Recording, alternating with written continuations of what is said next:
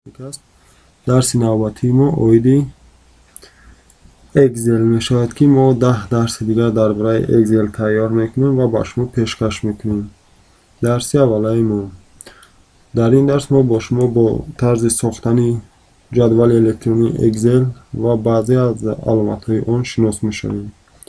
برای کار کردن در برنامه اکسل ما طرف راست موش رو پخش میکنیم و از سازدت بند سازده لوحه پیدا شده ما از قسمت لیست مایکروسافت اکسل را انتخاب میکنیم و با بالای آن پخش میکنیم. این یکی از اصول های ساختن این جدول است. خب نام این رو من تغییر نمیدهم، شما میتونید در اینجا نامش رو تغییر دهید و برنامه رو میکشویم.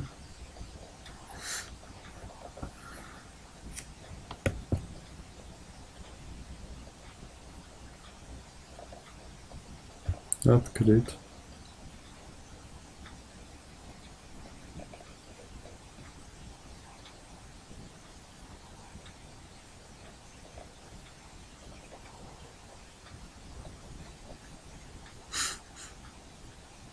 خب چخیلی که میبینید بچه ها این چیزی که پیدا شد در میز کاری من این است برنامه اکسل یعنی لیستی اون.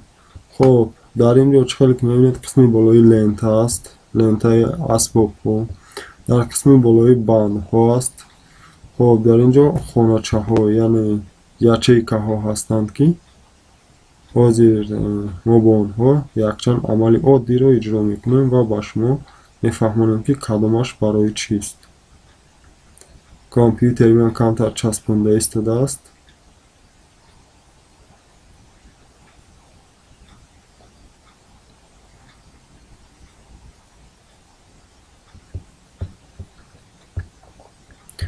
خب بر این چون اهمیت نمیدیم.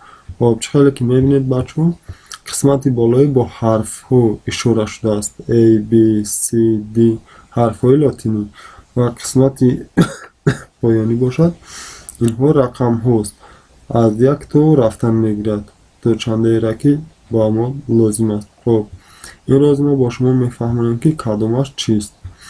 خب همین قسمی که بچه ها میبینید حرف ها ایفاده میکنند یعنی یک همین با راستی خیلی که میبینید 8 اینها نام دارند ستون سطر انخترش سطره می باشند و اینها باشد نام دارد ستون حرفایی که ما داریم یعنی یک قاعده عادیه که در بین پیدا می شود که برش سطر و ستون رو یچیکه می نماند یعنی همینه که قطاری A و راست 5 رو گیریم که در همین خانچه A5 حاصل می شود این باشد نام دارد یچیکه و اگر ما در یک جایی که یعنی بسیاری رو بگیریم این نام دارد که جدول برش سطر و ستون رو جدول می نماند.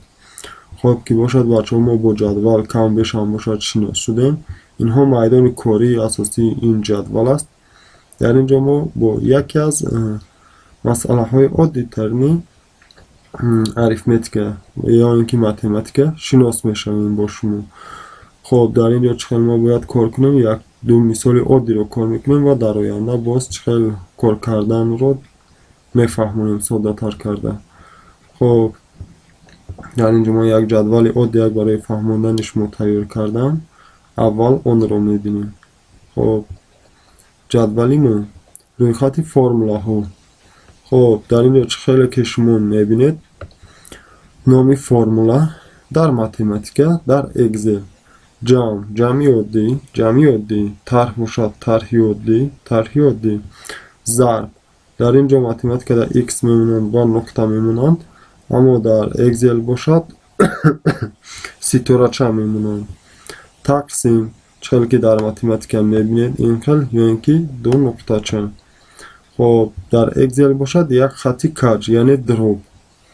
برابر در متمتیک هم همون برابر. خب در اکسل هم همون برابر است یعنی با اینها ما چخیل باید کار کنیم برای نوشتن اونها. خب ما علاقه میدونیم در اکسل چخیل می نویسونند در فرموله های اریتمتیکی رو و در متمتیک چخیل می نویسونند. ما میخوایم که مثال بگیریم дар хоначаи А1 мо ягон адад дорем. Мисол мегирем 6 ва дар хоначаи мисол мегирем хоб S6 мо ягон рақам дорем бо бигзор 4 бошад. 6 4. акнун мо мехоҳем ки ҳосили инҳоро мо ҷамъ кунем. дар ин хоначаҳо чӣ аломатҳое ки бошад, як формулаи оддие тайёр кунем ки ҳосили инҳоро ҷамъ кунем. савол: чӣ тавр мо инҳоро ҷамъ кунем? дар он ҳолате ки Excel худи барномаест ки барои ҷамъу тарх кардан, яъне формулаҳои математикӣ, химикӣ, биологӣ, физикӣ ва дигар формулаҳои абарқудратро Excel метавонад амалӣ гардонад, яъне кор кунад. агар тавонед баҳоятон 5, агар натавонед ҳозир ҳеҷ гапе нест. мо бо шумо ёд медиҳем ки формулаҳои оддӣ навистанро. мисол мегӯем дар хоначаи А1 мо рақами 6 дорем ва дар хоначаи S6 бошад мо рақами 4 дорем. мо мехоҳем ки натиҷаи инҳоро ба мо дар хоначаи хоб мегирем H2 нишон диҳад. барои ин мо ба формула як бор дигар назар мекунем чӣ хел нависонда шудааст. аз ин формула мо инҳоро мегирем, яъне якум ҳосили ҷамъи онҳоро дида мебарем. дар математика як мисоли дигар ба шумо фаҳмотар биёрам, дар амал бинед хубтар мешавад. мисолҳо чӣ хел ки мебинед дар Excel омада истодааст, аммо вақте баробаргузорӣ омад ин аллакай дигаргун мешавад. дар ҳаминҷо бо диққат бошед. дар математика аввал мисол, баъд баробарӣ, аммо дар Excel бошад аввал баробарӣ меояд, баъд худи мисол. хоб, барои ин бошад дар хоначаи H2 мо менависонем. чӣ хел ки пештара гуфтем, аввал аз баробар сар мекунем. аломати баробарро мегузорем. баъдан нигоҳ мекунем ки шаши мо дар куҷо аст, яъне дар хоначаи А1. забонро англисӣ мегардонем ва менависонем. хоб, А1. шумо дидед аввал баробар мондем, баъд А1. мо аломати ҷамъро мегузорем. баъд аз он мо мехоҳем ки рақами 4ро ворид кунем. барои ин мо менависонем S6. S6 чӣ хел ки аллакай шумо фаҳмидед, хоначаҳое ки мо дар ин ҷо ворид кардем бо рангҳои гуногун аллакай ишора шуданд, яъне ин ки мо ҳамин ду хоначаро интихоб кардем ва тугмачаи Enterро пахш мекунем. аллакай натиҷаро мебинед ки ба мо 10 нишон дода истодааст. дар ин ҷо бошад ба мо чизе ки нависондем нишон намедиҳад, фақат аломати 10ро. агар рафту мо мехоҳем ки рақами 4ро мисол ба рақами 8 тағйир диҳем, дар ин ҷо натиҷаи мо ба таври худкор тағйир меёбад, яъне алиш мешавад. хоб, дар ин ҷо агар мо рақами 6ро боз ба рақами мисол мегирем 3 тағйир диҳем, рақами мо ҳам дар ин ҷо чӣ мешавад? Тағйир меёбад, алиш мешавад. аммо ба болои ин ки вақте ки мо пахш мекунем ба қисмати болоӣ нигаред ки формулаи навиштаи моро ин дар боло нишон медиҳад. натиҷаро дар ин ҷо камтар хатогӣ шуд. хоб, формулаи навиштаи моро дар боло нишон медиҳад ва формулаи дар ин ҷо бошад фақат натиҷаро нишон медиҳад. ҳамин ки бошад дарси якум ба анҷом мерасад. чӣ хел ки аллакай шумо фаҳмидем, агар дар ин ҷо мо ба ҷои ҳамон ҷамъе ки нависонда будем тарҳ гузорем, барнома ба таври худкор онҳоро тарҳ мекунад, яъне аз 3 8ро гирем минуси 5. дуруст. ва агар мо ба ҷои инҳо аломати зарбро гузорем, хоб, ва тугмачаи Enterро пахш мекунем, аллакай 3 кара 8 24. дуруст.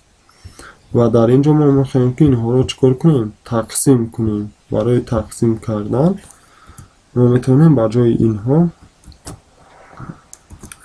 хати каҷро мемонем, яъне дробро, ва ин мешавад чӣ? аломати мо, яъне 0 аз 1375 ҷавоби мо. агар мо хоҳем ки инро камтар болотар кунем, мисол 3 меу рақами 4 гузорем, аллакай 0 аз 10 5 шид ва рафтем ба ҷои 4 8 монем, الکی نتیجه ما 1 شد. خب یعنی میبینیم که فرموله هایی که ما در اینجا نویسوندیم به یگان خطاگی و با درجه عالی کار میکنند. تا درس های دیگر سربلند و خانه آباد باشید.